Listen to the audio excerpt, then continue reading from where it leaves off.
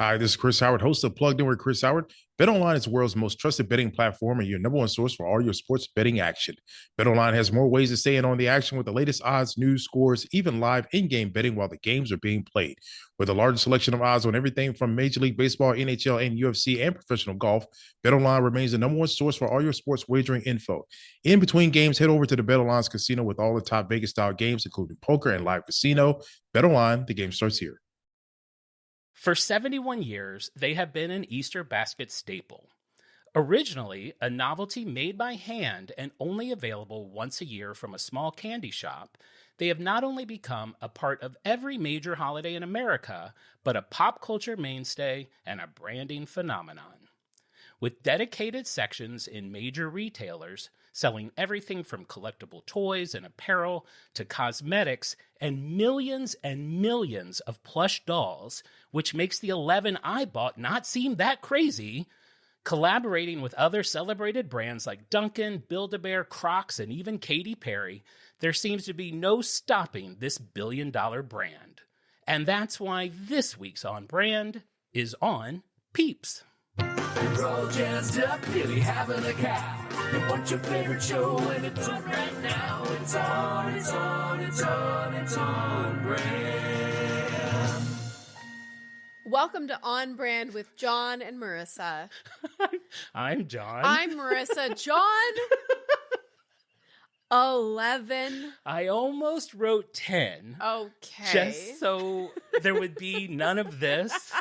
You think 10, I would not bat an eye. Jon, defend yourself, Do you please. remember? Okay, so everyone knows last year I went through a Peep plush something and ended up, when the season was over, ended up with 10 that are now in my storage unit.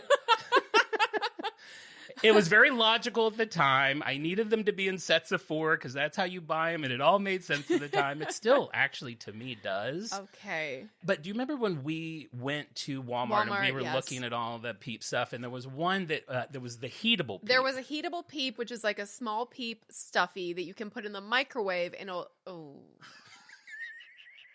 I got it. Did you get it last year or this year? I got it like 3 days ago when I was getting Peeps for the show.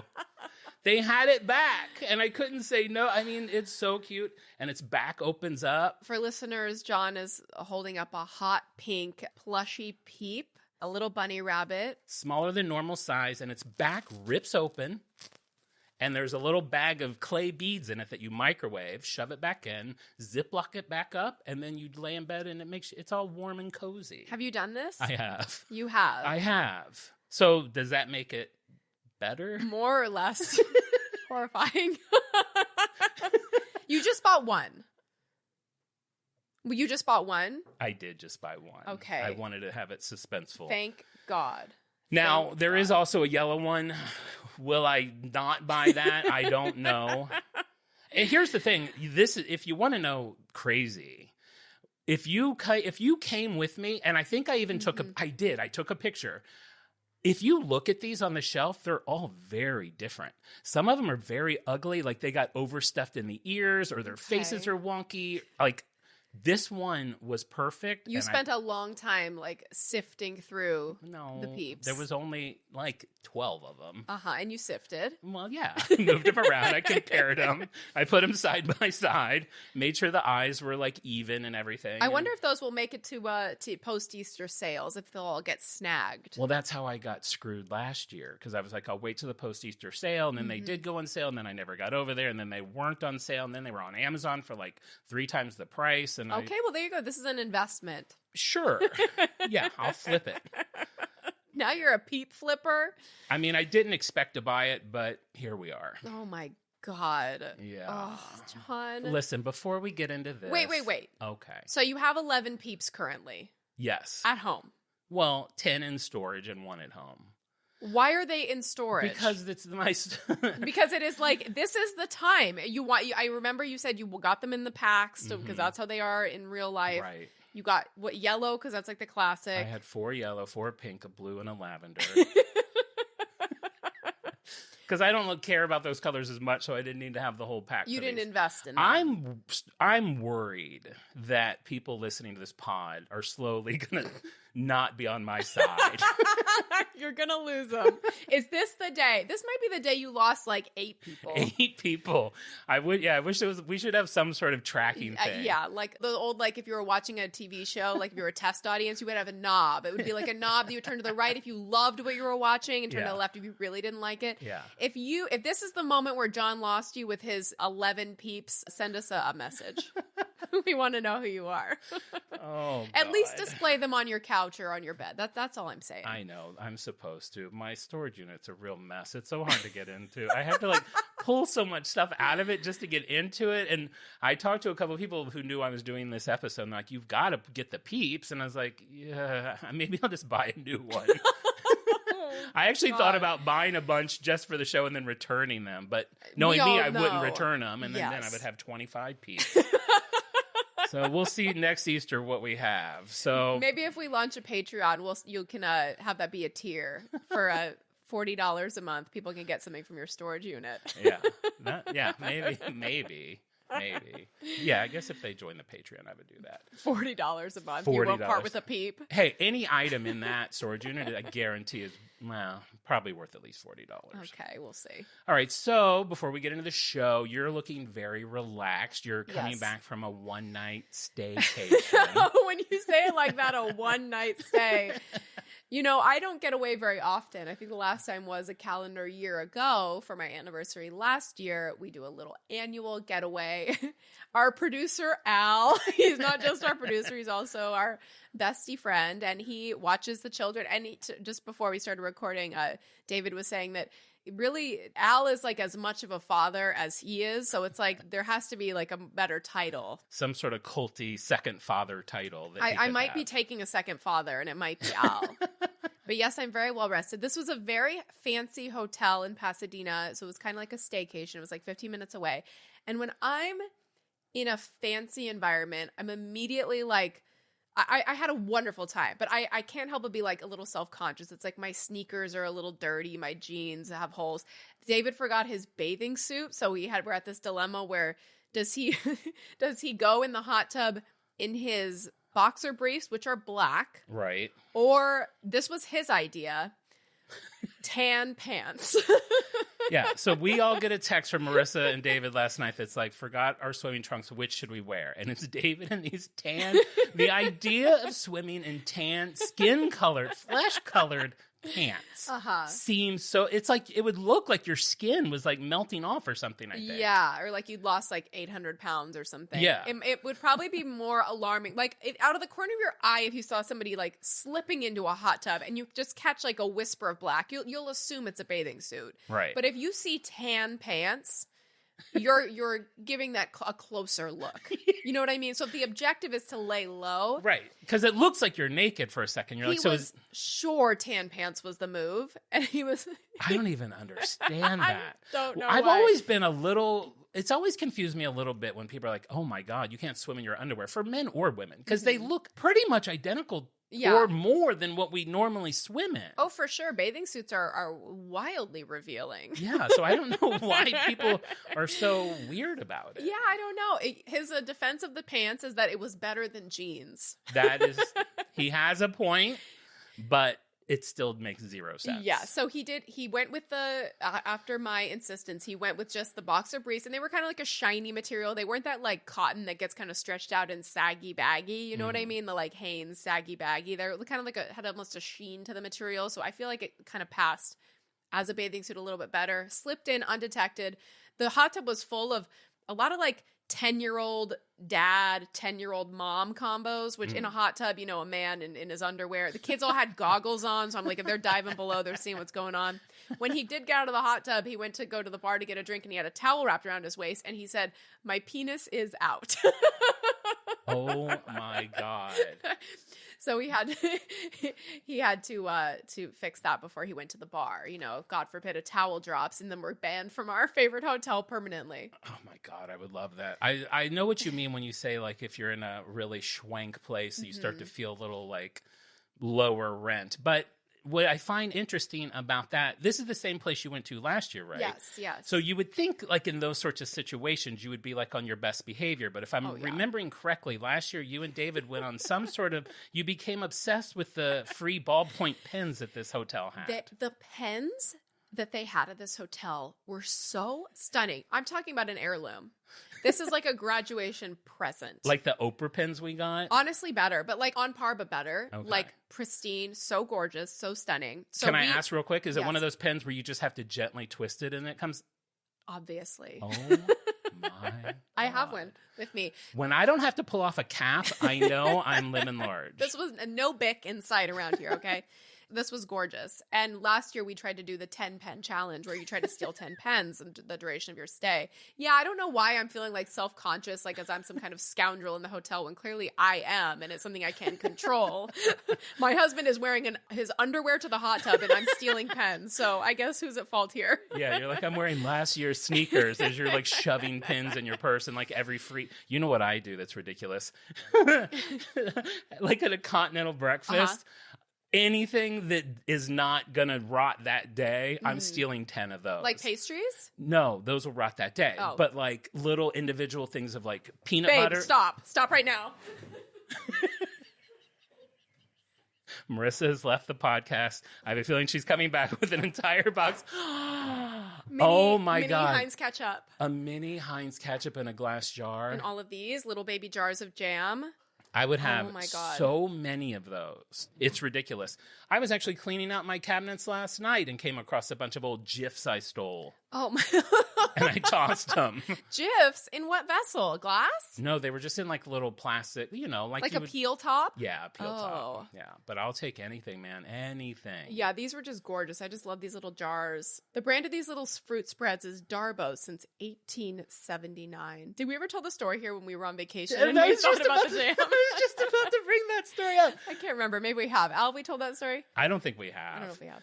So we all go on vacation. We go up to Big Sur. Mm-hmm, yeah, and it's an exquisite mountain town on the coast of California. So it's like the ocean and redwoods, and we were camping. It was just, you're just like in the best mood. You're reinvigorated. And there's this iconic little roadside mountain cafe and inn. And we were just like, after you're camping, every meal you eat, it's just like, it's heaven. Like you're so happy. One night of camping. One night of camping. So nice to have real food again. So nice to have real food, to be like warm and cozy inside this little cabin restaurant. And it kind of felt like everything was homemade. That was like the vibe of the place. Mm-hmm. So this toast with jam we were eating, we were moaning at how good this jam was. It was so good. We were like, we have to find out, what is this jam?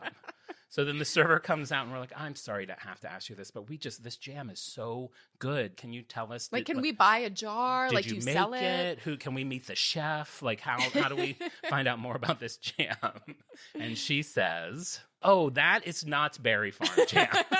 You can get it at Vaughn's or Save On or wherever. Yeah, it's just really like the spirit of a place can really, I don't know, color your experience. It was just wonderful. Well, so you just learned what we're doing. It should be no real surprise. I felt like for our first Easter show, we had to do Peeps because it was like iconic. An early part of our show. It's an iconic brand. It's a very important brand to you. Well, right, because of my dolls. I'm glad you're calling them dolls. There was a while where you were calling your stuffed animals pillows. Well, I'm only doing that because in the cold open, I just wanted to say plushes, but that sounded weird. So I was like, pillow sounds weird. So I literally had to just say dolls, I think. Yeah, they are dolls. So, Peeps remind you of Easter. Mm-hmm. Like, I don't know if I've ever talked to you about Easter as a kid. For me, I loved Easter. I loved everything about it, really. I loved Easter egg hunts at our school. I loved finding those plastic eggs with a mystery inside, candy, a dollar, a coupon, or whatever it was. I loved the baskets we would get in the morning. I loved the big, like, centerpiece rabbit that would be in the middle of it. I personally liked a white chocolate rabbit. I love the little Russell Stover eggs that came in like a million flavors. Mm-hmm. There was one year that the Easter Bunny got me an egg. It was like a chocolate egg, but it came in a real like eggshell, which I don't know how they did that, but I thought it was like the coolest thing in the world as a kid. One year I think that was a real egg laid by the Easter Bunny. It probably was. One year I got an actual rabbit for Easter. Wait, a pet rabbit? A pet rabbit. I had wanted a pet rabbit for so long. How old are you? Are you like a little kid or like a teen? 17. It was like 6 months before I left for college. No, I don't remember. I would say probably elementary school, if not junior high. I don't know why I wanted a rabbit so bad, but rabbits are so cute. My family and I were on vacation, and this is when I got a little suspicious of the Easter Bunny. So we were all on vacation. We were staying in a camper, and it was the next morning was Easter. And I was going to bed in the camper, and I looked out and I saw my dad writing in his yellow legal pad, which he always did. That was such a dad thing to do, write in your yellow legal pad. And the next morning... What was he writing? Well, you're about to find out. The cops are closing in on me. They know about the murder.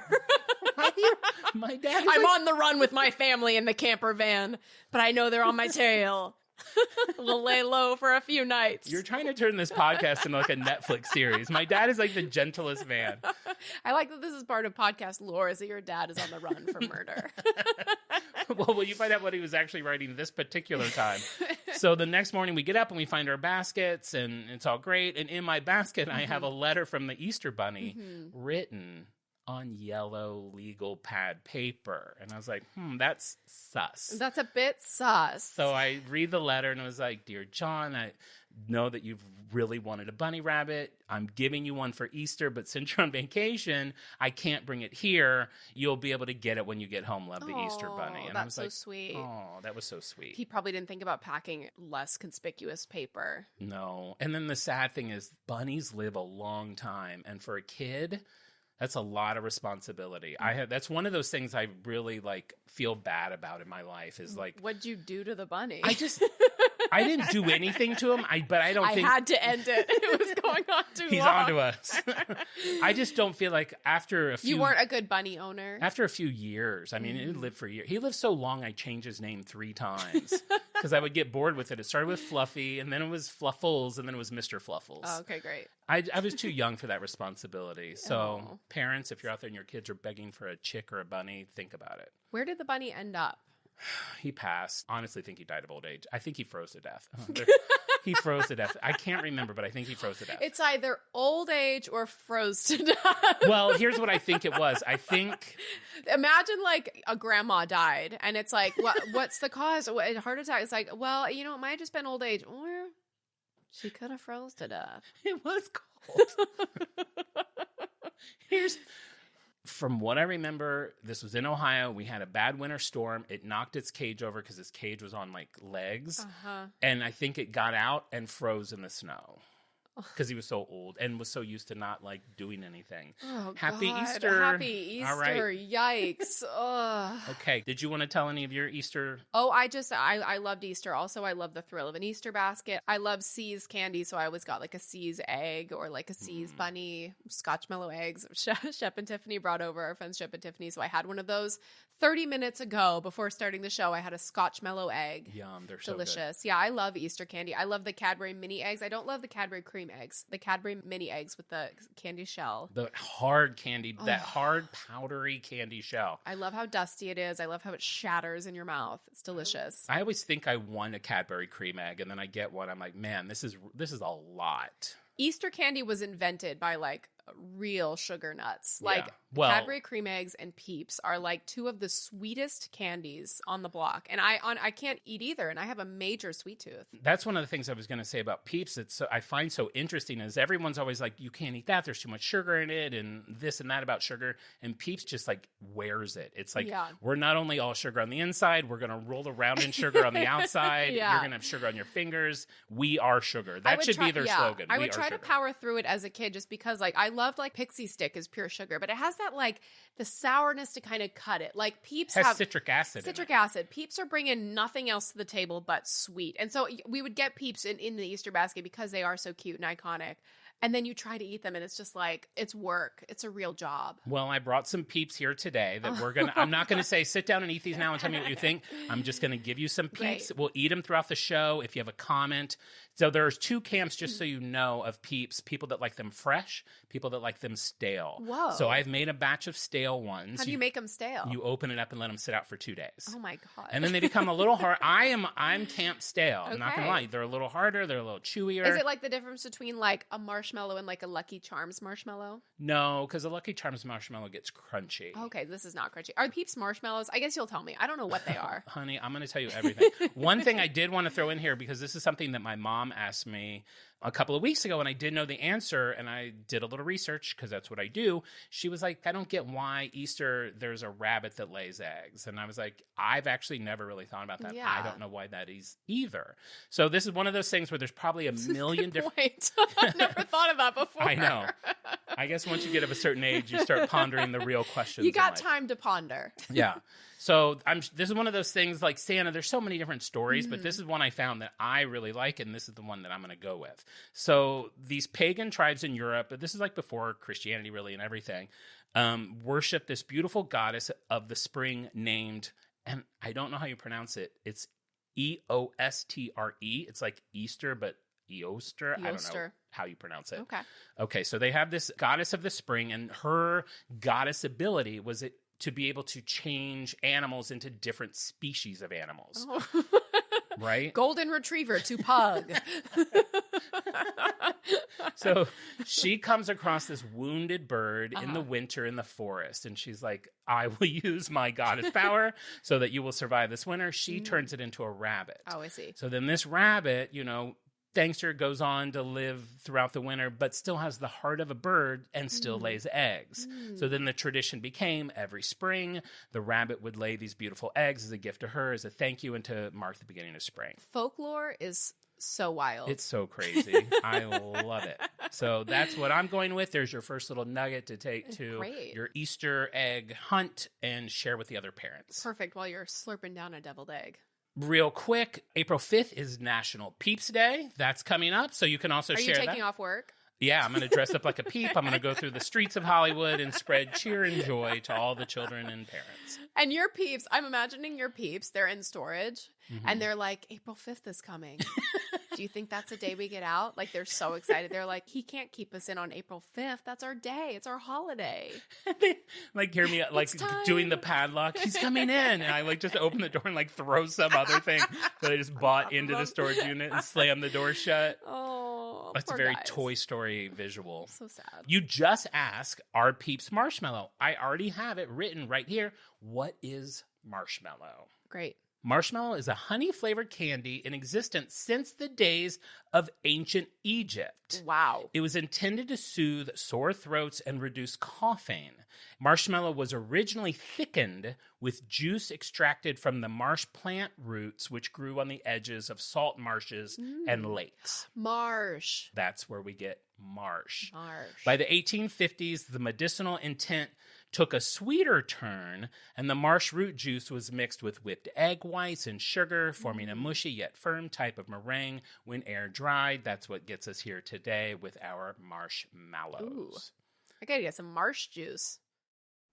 The new NBA and MLB season is in full swing, and BetOnline has you covered with the best odds and biggest promotions and live in-game betting on all your favorite teams. Head to BetOnline today to stay updated on all the action. BetOnline, the game starts here. Are you feeling stuck in your career or lacking employment at the moment? Experiencing symptoms of job dissatisfaction? You might be suffering from a common condition known as career stagnation. But don't worry, there's a solution. Monster.com. Monster.com offers a comprehensive suite of career-boosting tools designed just for you.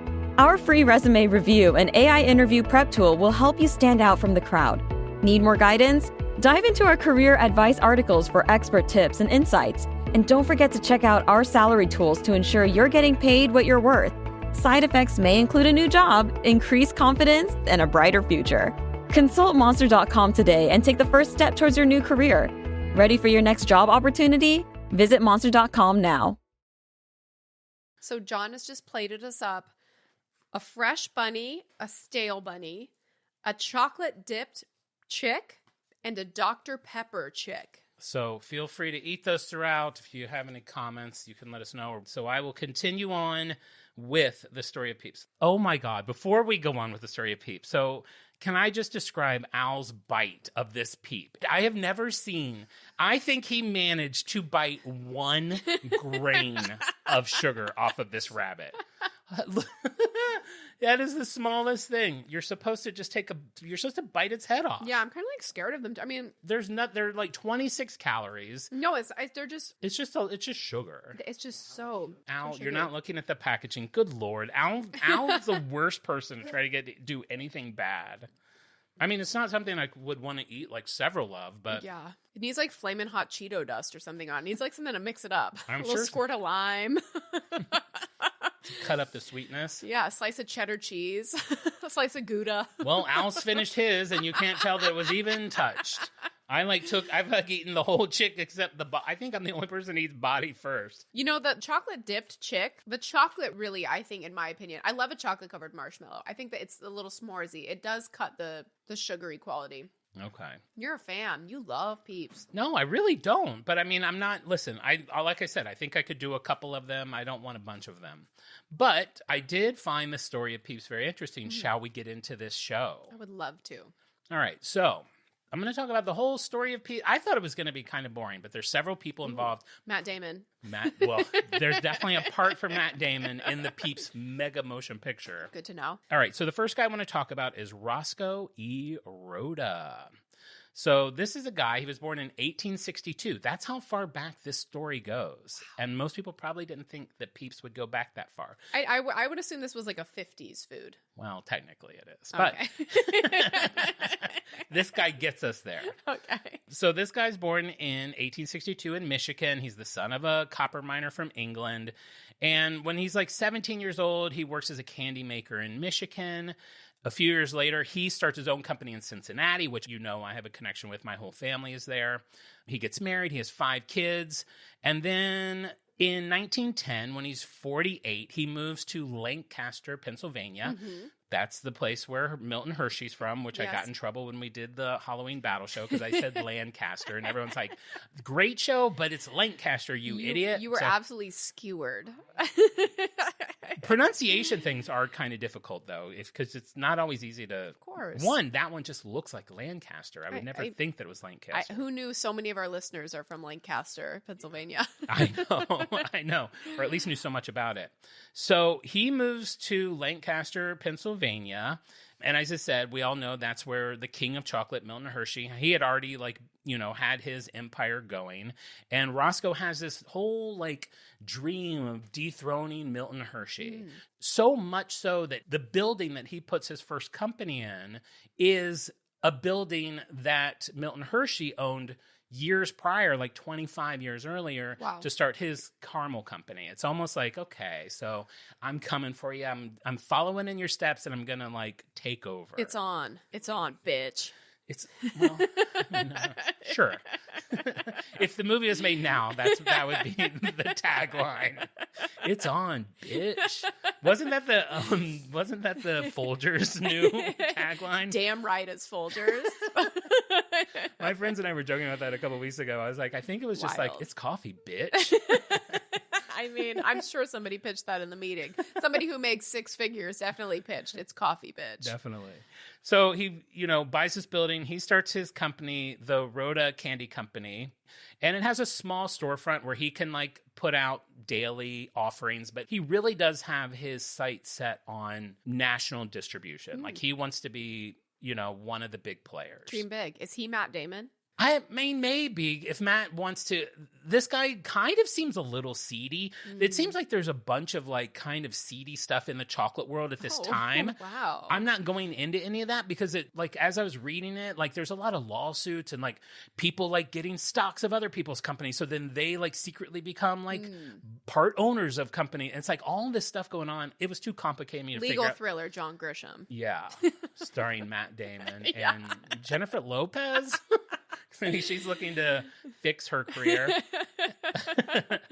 But yeah, there's a lot of stuff going on, so we're not going to get into all that. So he look it up on your own time. Yeah. Research it yourself. Why do we have to do all the work? No. So, so now here you've got this guy, he's worked in chocolate his whole life. He's in the center of Hersheyville. And he's he notices that no one, not even Milton Hershey, is really taken on Easter as like their yeah. thing. So he's like, that's where I see the opportunity. So I found like one of his old catalogs from like 1925, and it's really cool. Like he started doing like all those like hollow chocolate animals, like bunnies with guitars and crosses. And like he even had like a chocolate elephant and all these eggs that are ornately decorated. And chocolate Easter eggs had existed before this, but that was kind of it for Easter. Interesting. And then he also really became known for jelly beans, which he did not invent. There was already like jelly drops and jelly candy, but it was kind of like Apple, like MP3 players already existed when the iPod came out, but he's like, I'm going to own this category. And now it's like Zune who? Yeah. Zune? Who? I was like, I'm literally like, wait, Zune who? Zune. Zune was the iPod predecessor. Zune. Zune? Al, do you remember Zune? Zune. Zune. Yeah. I think it was owned by Google or Microsoft. I can't remember. I do think of jelly beans as an Easter candy, rattling around in a plastic egg. Well, you can thank Roscoe for that. Thank you, Roscoe. Roscoe, thank you. I know you may be seedy, but we appreciate what you've done. I'll put a picture in my Instagram. Does he look like seedy? Is he like greasy and like doing like Mr. Burns hands? It's so funny you ask that. Like a lot of the pictures you find of him, it'll say, I think this is Roscoe. Like people aren't even 100% sure if the pictures they have are of him. Fake mustache. Fake mustache, glasses. yeah. He is seedy. He's shady. He's shady. This will be, I do think, a fun role for Matt to bite into. Yeah, it's on, bitch. It's on, bitch. So in this catalog, so he like took his jelly beans, he called them jelly eggs, very appropriate for Easter, which, you know, I think Brock's and other companies still do that. Sure. But if you look in the catalog, like he would sell them in like a bucket. And it was like divided into 5 different like sections. He named some of the jelly beans after birds. Like these are dove eggs and these are pigeon eggs and these are spice jelly. And like, it was like they're all different sizes. And it was just like, he was the jelly bean guy. Wow, he's going all in on jelly eggs. Going all in on Was it divided like one of those, you're not going to know the answer to this, one of those popcorn buckets with different sections? Why would I not know the answer to that? Of course I know the answer to that. You're talking about the popcorn bucket that you used to get from Grandma on Christmas, and you would have the section of caramel, the section of cheese, and was there a butter? Third? Yeah. Butter. Yeah. Oh, butter. Yeah. Yes, it was Divided exactly like like that. That's fun. So then the story gets a little murky around here. So Roscoe passes away in 1941. Or was he murdered? Yeah, we don't know. We'll wait till the movie comes out and find out. The company continues on without him, and at some point in the 40s, they start to get into like marshmallows, which they weren't into before. Wow.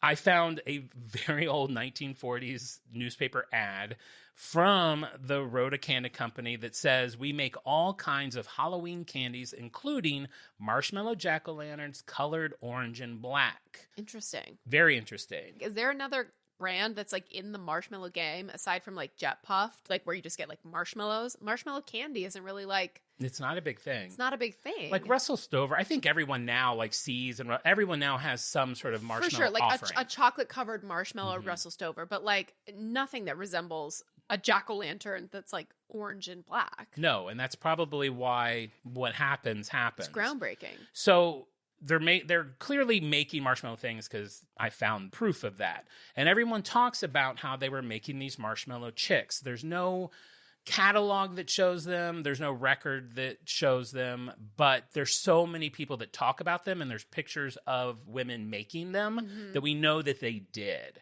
So in the late 40s, early 50s, they're making these marshmallow chicks. They only do this at Easter, and it's like a crazy process. So when Easter comes around, Roscoe would employ like 80 women to do this like laborious process. They would have to like boil and make the marshmallow by hand, and then spoon small batches of it into piping things, pipe out these individual chicks. And at the time they had wings on them, so the ones now would have been easier to pipe.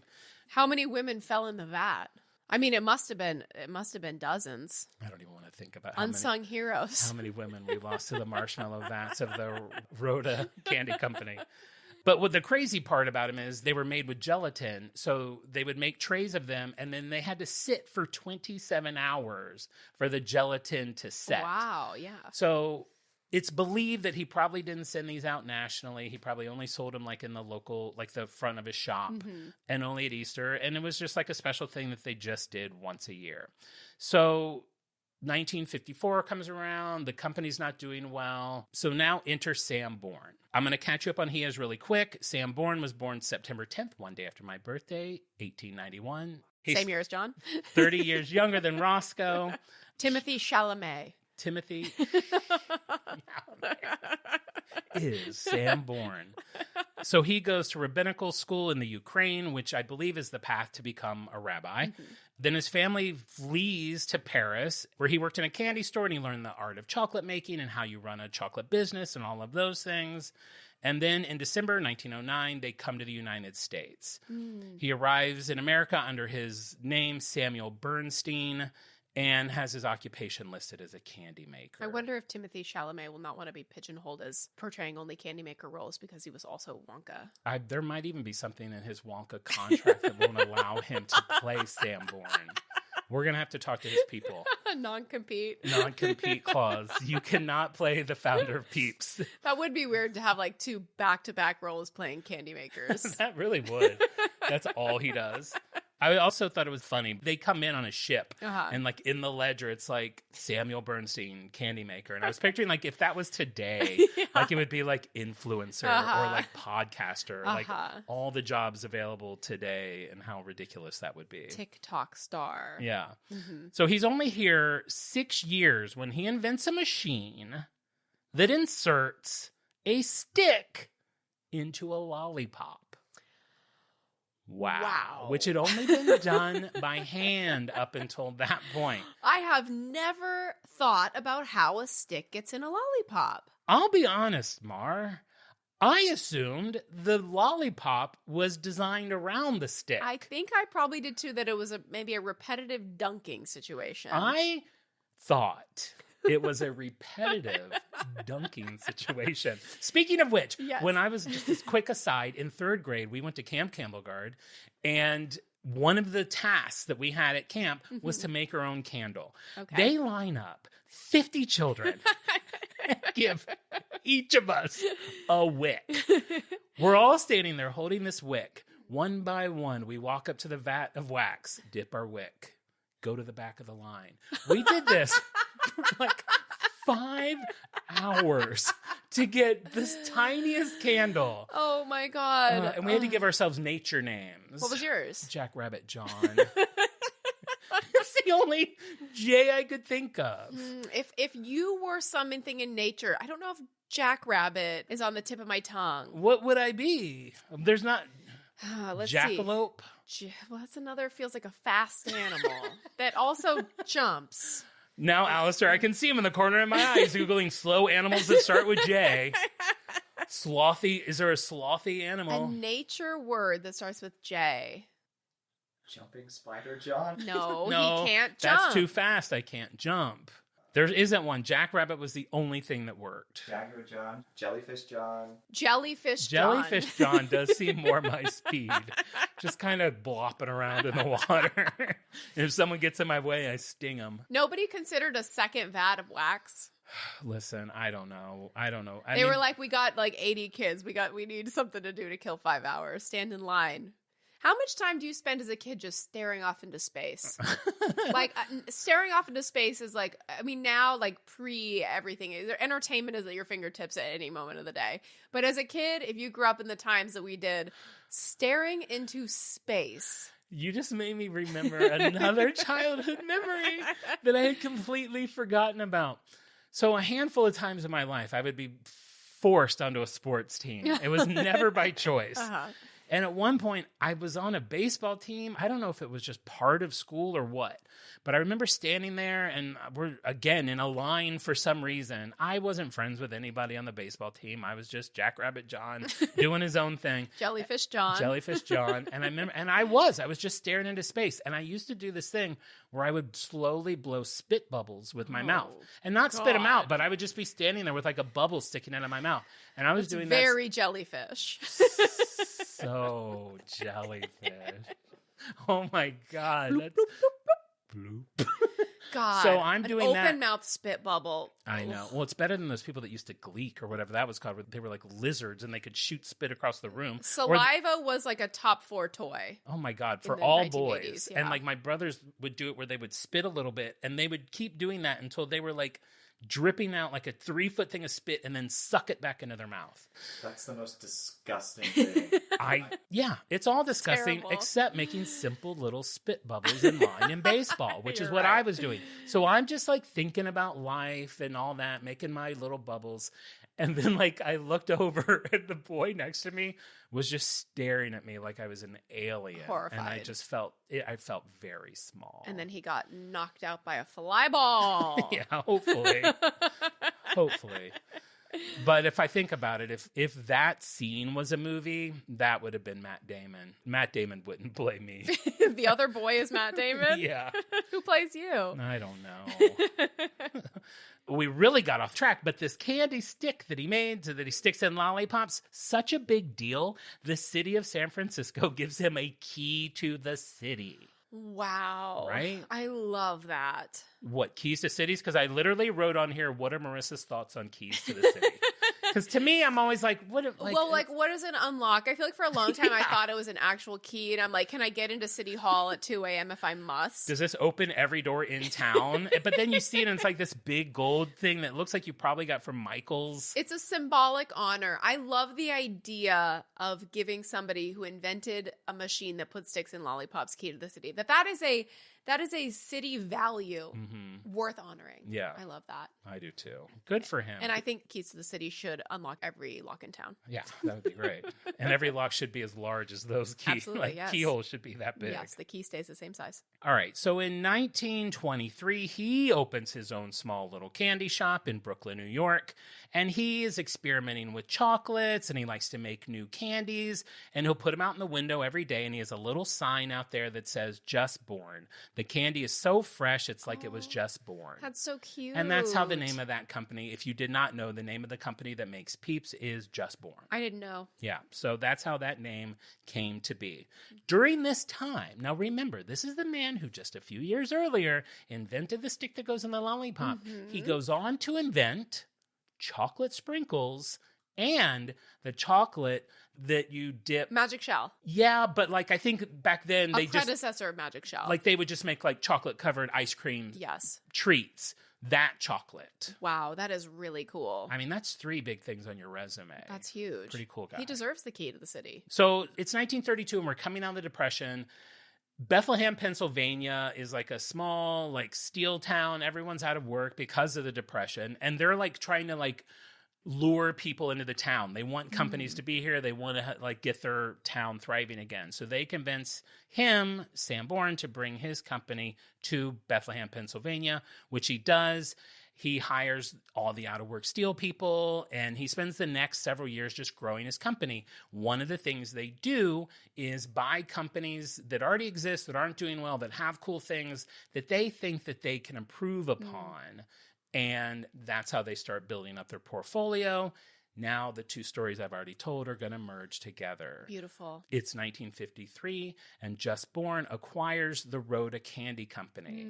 And now we're going to enter Sam Bourne's son, Bob Bourne, also known as the father of Peeps. So they acquire this candy company. Bob's like, I love these marshmallow chicks. 27 hours is insanity. There's no way we can do that. But here's Nobody thought of this beforehand. Yeah.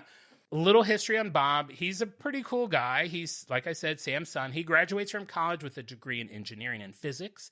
He enlists in the U.S. Navy and serves as a radar specialist and a lieutenant on a destroyer. The Navy sends him to the University of Arizona and the Massachusetts Institute of Technology for graduate work in mathematics and physics. He's just like a brainiac.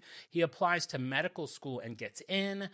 And while he's waiting for that to start, he goes to work with his dad at the candy company and loves it. Of course. So it's like he's got all of these like technical things, you know, under his belt and could go on to be a doctor, but he's really drawn to this company. Instead of making people healthy, he's making people sick.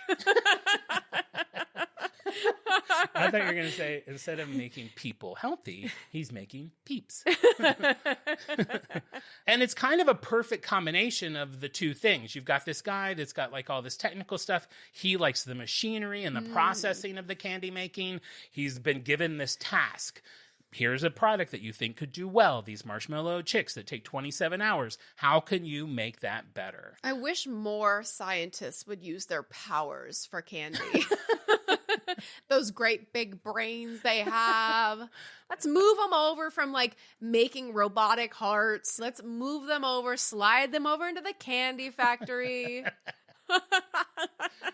Just sitting on their wheeled chairs, just roll them straight in. Roll them straight in. Put them in the assembly line. That's right. I mean, I'll think of all the innovation we've missed out on because of all the advances in medicine and technology. I could use a little bit less AI and a little bit more SUGAR. Sugar. You could use less AI and more sugar. Yes. This is a person that was just complaining about the sugar of their Peeps. This one, to me, it's not for me, but don't worry. I get plenty of sugar other places. Well, good. I think we would be surprised at how much science actually does come into play in the candy business. I absolutely think so. It's the only field of science I respect, personally.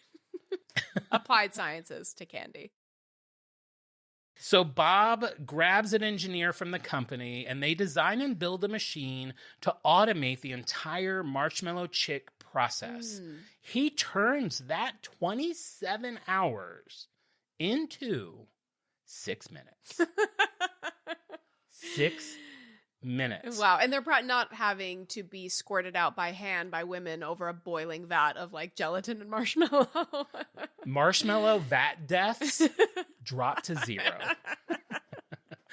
So all of a sudden we go from the Rhoda days of only being able to make a handful of these Peeps over a couple of days to we're still using machines based on the ones that he designed. And today Just Born pumps out 5.5 million Peeps a day. That is wild. A day. All year long. And I eat like 2. Like I eat 2. So are there some people, the most I've ever heard anybody say about Peeps is like, yeah, Peeps are okay. You know what I mean? Like I've never heard anybody say like, oh, Peeps are my favorite My entire candy. diet is is Peeps. I have yellow Peeps for breakfast, chocolate Peeps for lunch. I'm curious if you're a listener and Peeps are your like preferred candy. I'd be really interested to hear it because I don't know anybody who like absolutely loves these. Yeah, I don't either. So 5.5 million Peeps a day translates to 2 billion Peeps a year. And in one of those facts that we don't give a shit about, that's enough to circle the globe 2.5 times. Great, big deal. Don't care. Don't understand. Don't care. Don't I don't know what how that means. big the Earth is around. No idea. That means 0 to me, but thank you. That's a lot of Peeps. That's a lot of Peeps. Cheap. So Bob Born becomes the president of Just Born in 1959. That's the same year his father passes away. He holds that role for more than 30 years. His last visit to the Just Born factory was on February 15, 2019, when the city of Bethlehem proclaimed the first day of Easter season as Bob Born Day. Oh, how sweet is that? I love that. Oh my God. And another fun fact about Bob Born, this whole Born family. So Just Born not only make Peeps, they also make Mike and Ike's and hot tamales. So Bob Mike and Ike say. I'm not doing it. I'm not doing it. Mike and Ike Not say. doing it. Not doing it. John says. We're not doing it. His nipples We're not doing are the it. size of Tic Tacs. And we've said for the past 15 years or so that they are actually the size of Mike and Ike. Do you have any idea how big a Mike and Ike is? My nipples are Tic Tacs. Not Mike and Ike. I mean, I guess half of a bisected Mike and Ike. Why did I bring up this fun fact?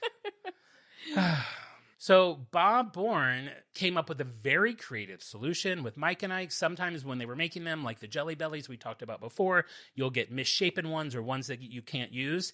He had them melt those down, add cinnamon to them to mask whatever flavor they already were, and that's how hot tamales were created.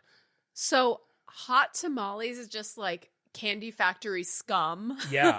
At least it Boiled started down. out that way. I would assume now they just make hot tamales. Maybe. But this is like in the 50s. And like, what can we do with all these scraps? And he creates this whole other candy, which also has its own branding. There's like hot That's tamale wild. cotton candy and all these other jelly beans. You and- love cinnamon, so you probably love a hot tamale. I love hot tamales. They're one of my favorites.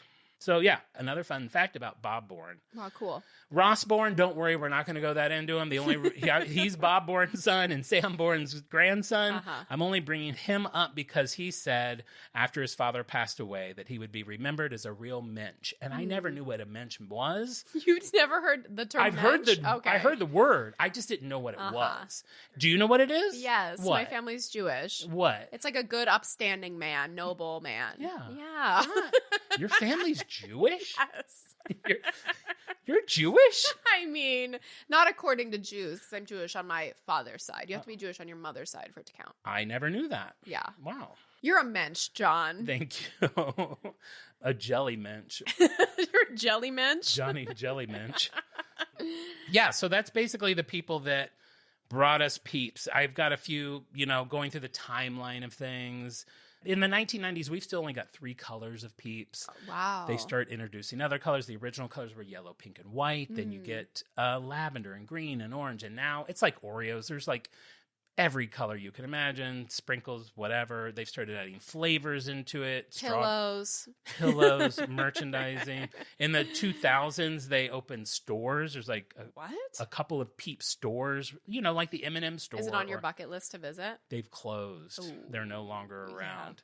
There's how there's the Pope Mobile? Yes. Did you know there was a Peep Mobile? I didn't.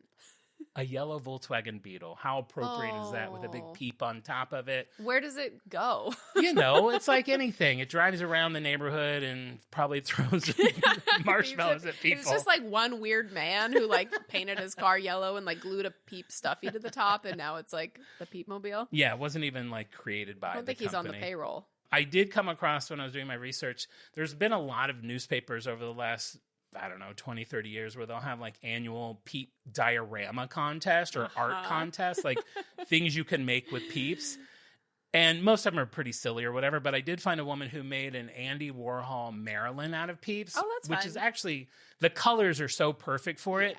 Yeah. And my favorite part of it was the face is all yellow. So for the entire face, she had all of the Peeps facing down, except for one eye of one to be the mole of Marilyn Monroe. Oh, that's brilliant. Which I thought was freaking awesome. It is the exact same color, size, and shape of a mole. Yeah, it's like perfect. Here, Fun hang on, fact hang about on. Did you just peel that off the bead? I did. Now, what do you think that... Happy birthday, Mr. President. Is Marilyn in the building? Oh, I'm just letting you have your moment. I thought Marilyn was here. No, what do you think that eye is made out of? Ooh, it feels like a palm oil and a cocoa powder. It's wax. Edible wax. Edible wax. Yeah. That's depressing. I don't know if you've heard about the Peeps Fest, the annual Peeps Fest. Oh, I go every year. You do? In Bethlehem, Pennsylvania. This Uh-huh. connects with one of our other shows. So this is an annual 2-day festival in Bethlehem, Pennsylvania. Fans arrive from, according to them, all over the country. Well, Let's not world, let's just say. say tri-state area. Tri-state area. And it's like they've got a fun run and walk, which is good. You're eating all that sugar. They have ice skating. But the big thing is every day at 5, they drop a big Peeps. Instead of the ball for that's New fun. Year's, they drop a 4-foot, 9-inch, 400-pound yellow lit up Peep. Wow. Yeah. I wonder if we could be keynote speakers at this event. I feel like we could probably Like make we that host happen. a podcast on a network. We'll reach out. Definitely. We'll have Al reach out. This year for the first time, Hilton in Bethlehem, Pennsylvania is offering a Peep suite. A sweet suite. That's what they call it. That must come with one of your pillows. Oh my God. It's like puked out Peep everything. The whole room is just peeped out. Well, Seems a little much, but what I love about stuff like that is like, God, I don't know why I would think this is like, this must be really expensive because it's like a branded thing. It's like $159 for the night. It's like, cheaper than like a normal room. You'd pay triple. We'll pay you to sleep in this. You could turn your home into a Peep suite at this point. And then I just wanted to share a couple fun facts if you would Great, I would indulge love me that. with that. So I don't know if you know how often a baby is born. Every 8 seconds, I could have guessed. one baby is born in the United States. Uh-huh. In that same amount of time, 509 Peeps are created. Wow. 509 Peeps. That's exciting. Okay, now we both hate these facts. AI? No. Oh. The like measurement Yes, things. yes. But this one ends so ridiculously Okay. that I'm going to walk us through it. You would need about 7,000 Peeps stacked toe to ear to reach the top of the Empire State Building. Okay. Okay. All right, sure. I If you can't want to do visualize that. but sure. More than 87 million Peeps to stretch continuously from New York City to Los Angeles. Sure. Okay. Absolutely. Why wouldn't you? About 430 million Peep bunnies to circle the moon. Big deal. Who no cares? concept. I No can't do concept. No reference point for that. And you would need 127 quadrillion Peeps to fill the Grand Canyon. I mean, Quadrillion. I don't even know how many commas are in that. I don't know how big the Grand Canyon is. Does that have like one of those little numbers like up in the top? Like I don't know what it means. I have no idea what a quadrillion I think that is. number exists only in reference to this fact. And then the last thing I'm going to share is in 2016, Matt Megatoad Stoney. Okay, sounds cool. Yeah. set the world His record. nickname is Megatoad. Megatoad. Okay. Matt Megatoad Stoney set the world record for the number of Peeps eaten in 5 minutes. No. What do you think that total Megatoad, was? no. Megatoad. How many can you do in 5 minutes? If it was me, 4. Right. If it was me, 20. Okay, how many did he do? 200. He ate 205 minutes. He came back the next year in 2017, crushed his own record by doing 255. Now, if you're not a math person, that is 2.13 Peeps a second. Oh my God. And I'm just going to take this opportunity to tell you how much I hate competition eating. Same. I hate watching hate it. it. I hate every aspect of it. But hey, congratulations, Matt, on setting that record. What did he Devote your win, life you to ask? something. $1,750 and a trophy full of Peeps. Is he okay? Is he okay now? Yeah, he has a website that like lists all of his accomplishments, which strangely ends in 2018 or Okay. Well, I don't, right I don't know after if he's this well. one. So I think he's no longer with Okay, us. Al's making a really horrified face. So in 5 minutes, Al just did the math. That's 3.25 pounds of sugar. That's insane. Unbelievable. And I'm sure he's skinny. All these like food competition people are like just normal looking Oh my skinny God. guys. That is Megatoad. Megatoad, what are you doing, man? Good for you. I hope you spent that $1,700 wisely. Yikes. So that's the story of Peeps. That's what I've got on this iconic fluorescent bring in spring candy. What a sweet episode. Oh my God, thank you. Thank you. So thank you so much for sharing that Peeps history. And I'm curious, if the listeners have their feelings about Peeps. I would love to hear from them. Me too. And with that, I have some Titanic themed brand news. So if you're a pop culture fan, you may have known that there was a massive auction of Hollywood movie memorabilia. And this was from Planet Hollywood. They were selling a ton of their movie props, costumes in this like massive online auction. And one of the items up for auction, among others, like the blaster Princess Leia used in Return of the Jedi, the time-traveling phone booth from Bill and Ted's Excellent Adventure, the axe from The Shining, the whip from Indiana Jones. There are so many amazing like pieces of Hollywood memorabilia.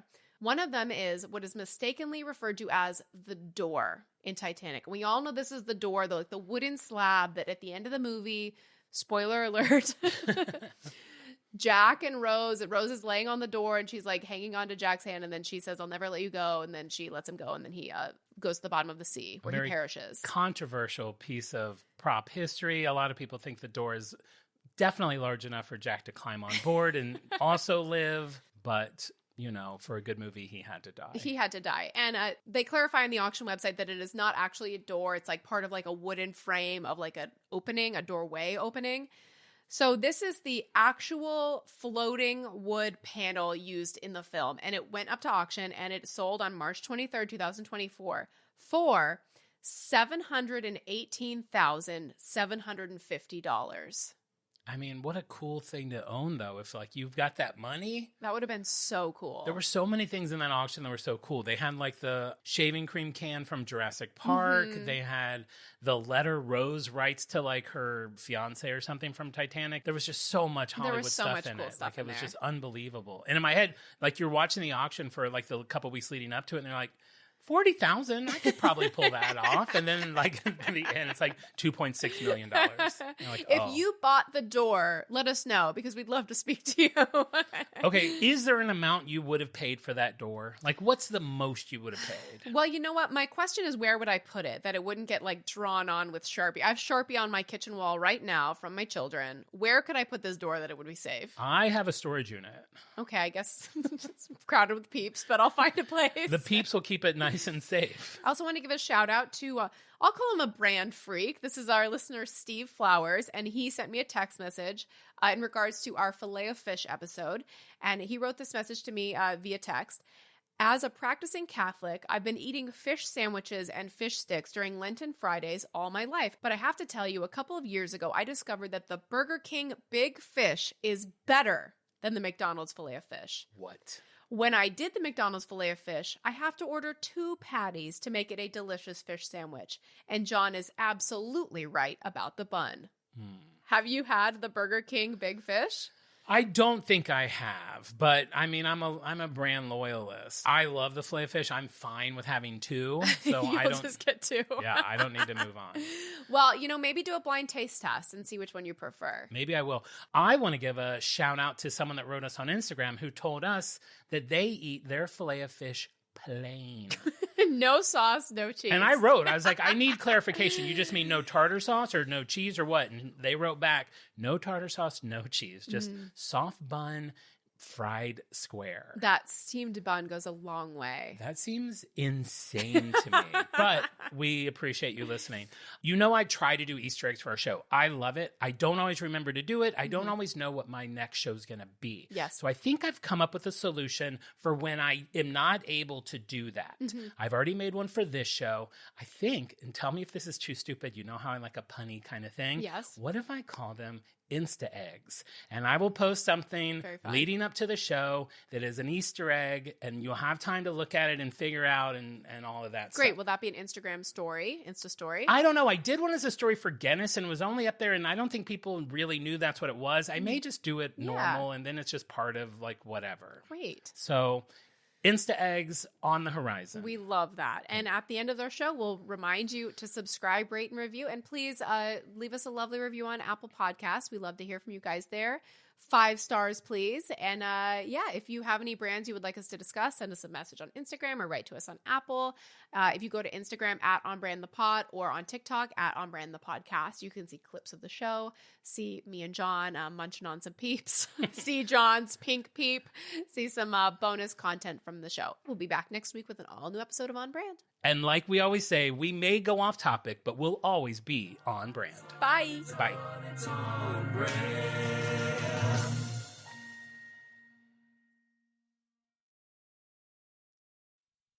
If you're looking to streamline your audio advertising buys and maximize your revenue, look no further than Triton Digital's programmatic audio advertising exchange, A2X. The private exchange consists of only licensed broadcasters and top-tier internet radio publishers, assuring the quality inventory and brand safety you can trust. Visit www.tritondigital.com to learn more.